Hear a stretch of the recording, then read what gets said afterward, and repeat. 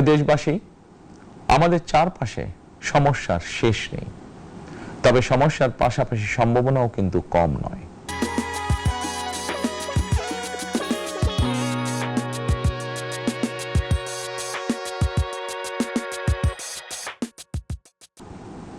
আমাদের বৃহৎ জনগোষ্ঠীকে যদি আমরা দক্ষ জনশক্তিতে রূপান্তরিত করতে পারি, তাহলে এই জনসংখ্যাই হবে আমাদের জনসম্পদ।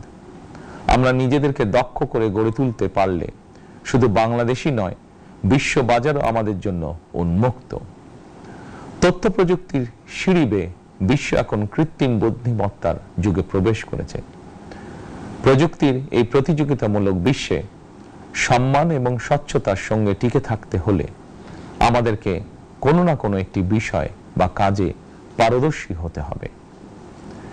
দেশের কোটি কোটি শিক্ষার্থী এবং তরুণ যুবশক্তির উদ্দেশ্যে বলতে চাই, মেধায়, জ্ঞানে, বিজ্ঞানে নিজেদেরকে যোগ্য করে গড়ে তোলার জন্য যত রকমের সহযোগিতা দেওয়া যায়, সব রকমের সহযোগিতা দিতে বর্তমান সরকার প্রস্তুত।